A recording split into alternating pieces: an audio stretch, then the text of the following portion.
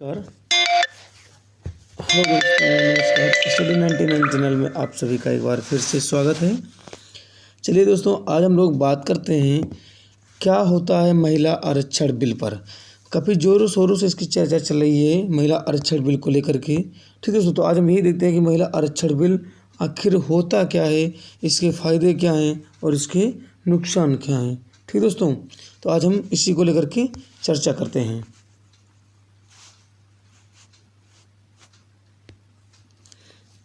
महिला आरक्षण बिल 2023।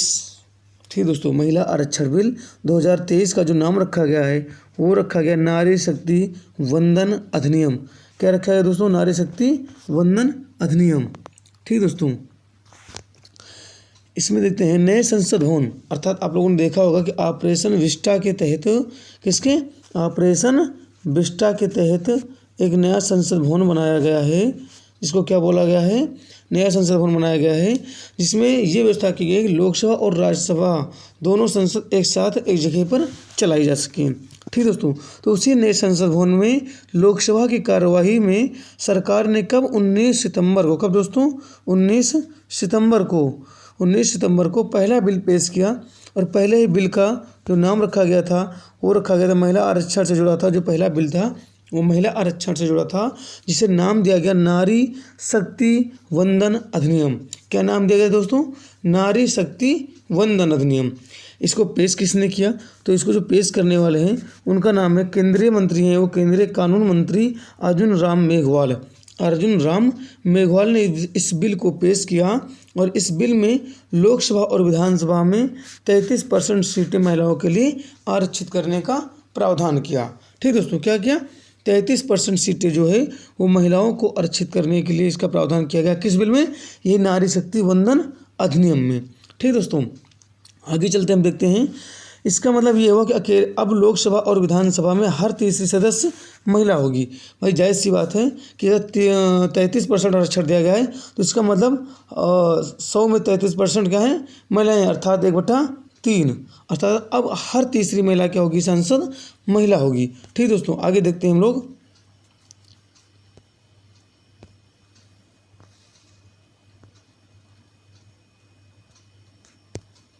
इस बिल से जो कुछ जुड़ी हुई बातें हैं अब हम वो देख लेते हैं।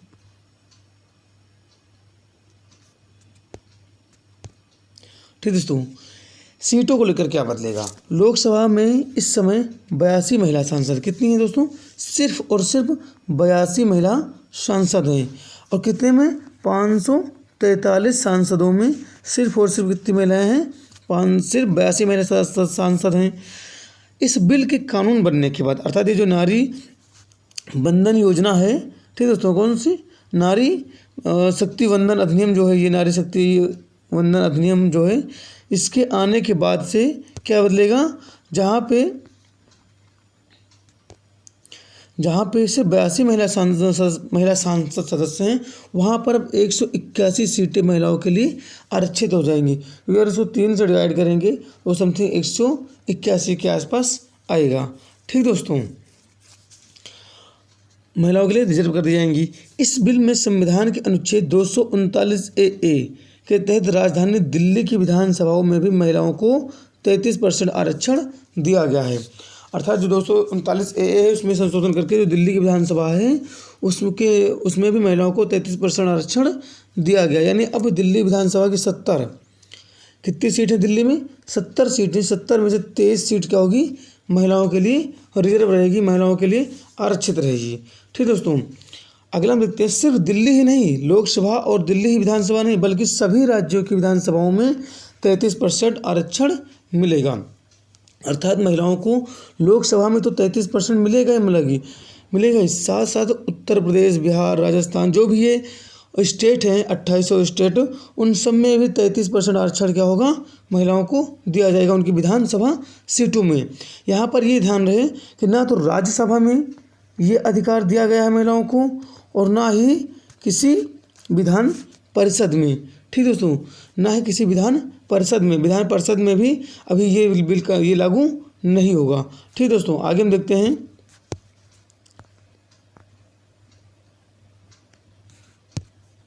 अगर पूछा जाए कब तक रहेगा यह आरक्षण, तो दोस्तों ये जो आरक्षण है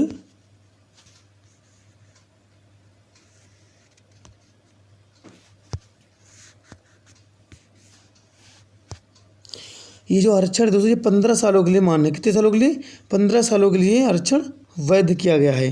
ठीक दोस्तों, SC ST महिलाओं को अलग से आरक्षण नहीं मिलेगा। क्या कहना है इनका? इनका कहना है कि SC ST जो महिलाएं हैं उनको अलग से आरक्षण नहीं मिलेगा।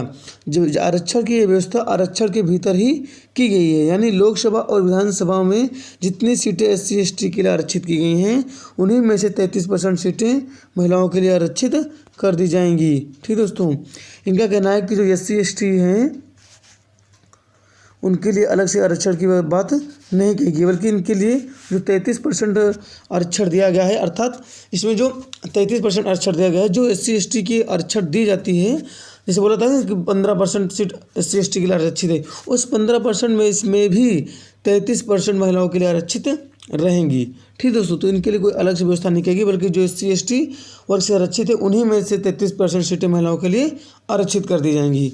मतलब इस 33% में से भी और इस 15% में भी 33% रहेंगी और बचता जो 85% है उसमें भी 33% रहेंगी। तो इस हिसाब से टोटल 100% में 33% महिलाएं आरक्षित कर दी गई हैं।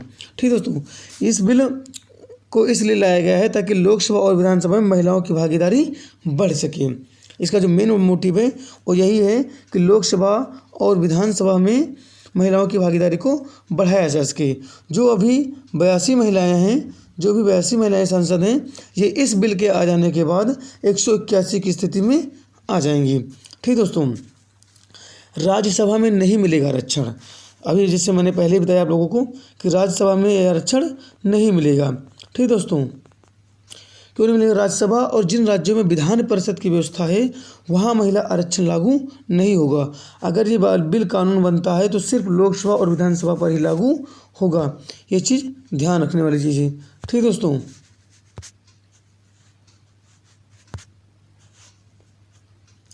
आगे देखते हम लोग कब से लागू होगा ये। तो ये अगर बिल कानून बन भी गया तो अभी इसे लागू होने में समय है। बताया जा रहा है कि परिसीमन के बाद ये कानून लागू होगा, लेकिन परिसीमन होगा कब? तो परिसीमन 2026 के बाद देश में लोकसभा सीटों का परिसीमन होता है। इस परिसीमन के बाद ही महिला आरक्षण लागू होगा, यानी 2024 के लोकसभा चुनाव के समय ये बिल लागू नहीं होगा। ठीक दोस्तों, तो 2024 में जिस तरीके से महिलाएं अभी चुन के आ रही हैं इसी तरीके से चुन कर आएंगी। 2026 के बाद जब सीटों का परिसीमन हो जाएगा, अर्थात जो निर्वाचन क्षेत्र हैं फिर से वो निर्धारित कर दिए जाएंगे, उसके बाद जो चुनाव होगा 2024 5 4 9 29 में 2029 में जो लोकसभा का चुनाव होगा उसमें ये बिल लागू रहेगा और इस बिल के अकॉर्डिंग 33% महिलाओं को आरक्षण दिया जाएगा।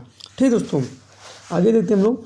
संसद और अधिकतर विधानसभाओं में महिलाओं का प्रतिनिधित्व 15% से कम है। मतलब संसद और अधिकतम विधानसभाओं में अगर देखा जाए तो महिलाओं का जो प्रतिनिधित्व है वो 15% से कम है।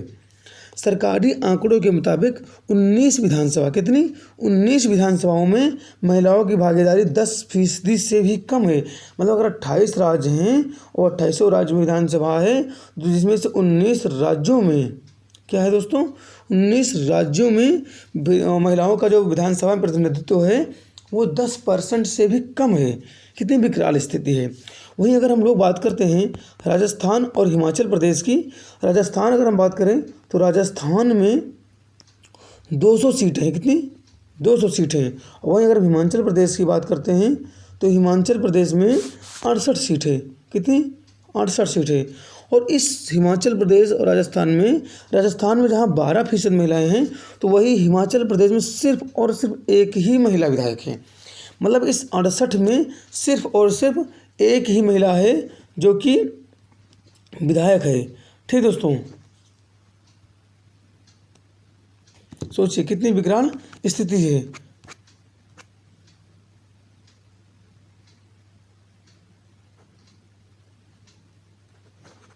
और राजस्थान की बात करते हैं तो राजस्थान में लगभग 12% है, तो लगभग 16 या 17 महिलाएं विधायक हैं। सोचिए 200 में 16 या 17 और 68 में सिर्फ एक, महिलाओं के साथ कितना अन्याय हो रहा है। तो ये बिल कहीं ना कहीं आकर के बहुत अच्छा हुआ और ये जब लागू हो जाएगा तो इसका कहीं ना कहीं प्रभाव में भारतीय संसद और भारतीय और राज्यों की विधानसभाओं में देखने को मिलेगा। ठीक दोस्तों, आगे देखते हैं। अब इसके थोड़ा इतिहास की बात कर लेते हैं कि महिला आरक्षण बिल आया कब और इससे लागू कब किया गया। ठीक दोस्तों, तो ये पहली बार कोई महिला आरक्षण बिल पेश नहीं किया गया। ठीक है दोस्तों, इससे पहले भी महिला आरक्षण बिल कई बार पेश किया गया, लेकिन वो पेश ही हुआ और पास नहीं हो पाया। ठीक दोस्तों, साल 1996 में, कब 1996 में महिला आरक्षण विधेयक को पहली बार HD देवेगौड़ा सरकार ने 81वें संविधान संशोधन के रूप में संसद में पेश किया। इस बिल के बाद से देवेगौड़ा सरकार अल्पमत में आ गई और 11वीं लोकसभा को भंग कर दिया गया। सोचिए, इस बिल के पेश करने से HD देवेगौड़ा की सरकार 1996 में अल्पमत में आ जाती है। मतलब कुछ लोग अपना क्या करते हैं, इस पे सहमति नहीं देते हैं, अल्पमत में आ जाती है और 11वीं लोकसभा को भंग कर देना पड़ता है। मतलब लोगों ने विश्वास खो दिया HD देवेगौड़ा सरकार से, अपना समर्थन वापस ले लिया। ठीक दोस्तों, उसी के बाद हम देखते हैं 1996 में, फिर 1997 में एक बार फिर इस विधेयक को पेश करने का प्रयास हुआ। साल 1998 में 12वीं लोकसभा अटल बिहारी वाजपेयी की जो सरकार थी, NDA की सरकार में एन थम्बी दुरई जो तत्कालीन कानून मंत्री थे, ने इस विधेयक को पेश करने की कोशिश की, जो कि भारी विरोध के बाद बीच यह लैप्स हो गया। ठीक दोस्तों, मतलब यह विधेयक जब पेश हुआ तब इसका विरोध हुआ और इसके समर्थन में जो पुरुष प्रधान संसद थी वो कभी इसके समर्थन में खड़ी नहीं हुई। ठीक दोस्तों, इसके बाद NDA की सरकार है, मतलब इसके बाद NDA की सरकार ने दोबारा 13वीं लोकसभा में 1999 में, देखिए 96, 97, 98, 99 में इस विधेयक को पेश करने की कोशिश की, लेकिन सफलता नहीं मिली। 2002 और 2003 में इसे फिर लाया गया। मतलब इस विधेयक को लगातार पेश किया जा रहा था, लेकिन ये पास नहीं हो पा रहा था। लोग, जो पुरुष प्रधान हमारी संसद थी, उसके जो सांसद थे, भावी सांसद थे, वो क्या करते थे, अपना समर्थन वापस ले लेते थे या इस पर सहमति नहीं देते थे। 2003 के एक लंबे अंतराल के बाद फिर 2008 में मनमोहन सिंह सरकार ने, मतलब सिर्फ NDA सरकार, देवेगौड़ा सरकार नहीं, मनमोहन सिंह जी ने भी इसे पास करने के लिए इसे लोकसभा में पेश किया और जिसके लिए इन्होंने 108वां संविधान विधेयक राज्यसभा में पेश किया था। ठीक दोस्तों, कब किया था, 2008 में, लेकिन क्या स्थिति वही। ठीक दोस्तों, आगे देखते हैं हम लोग।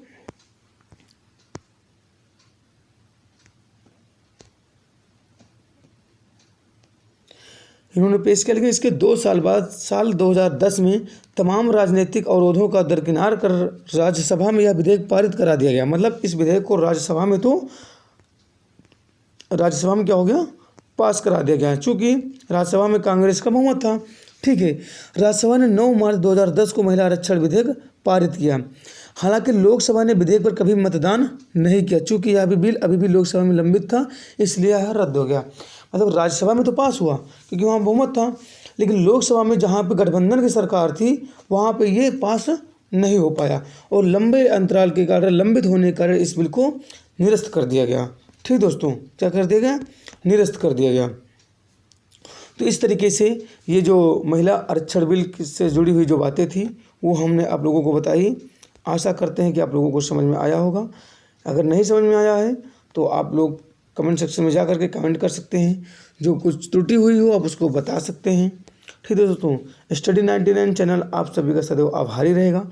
जिन विद्यार्थियों ने या जिन बच्चों ने अभी तक इस चैनल को नहीं सब्सक्राइब किया है वो जल्द से जल्द इस चैनल को सब्सक्राइब कर दें, ताकि हमारी लेटेस्ट वीडियो आप लोगों तक पहुंचती रहे। ठीक दोस्तों, हमने बताया कि महिला आरक्षण बिल क्या होता है, इस बिल की बड़ी बातें क्या हैं और ये बिल पेश कब कब किया गया और कब कब ये बिल जो है लागू हुआ। ठीक दोस्तों, इसी के साथ आज की क्लास यहीं पे ख़त्म की जाती है। जय हिंद, जय भारत।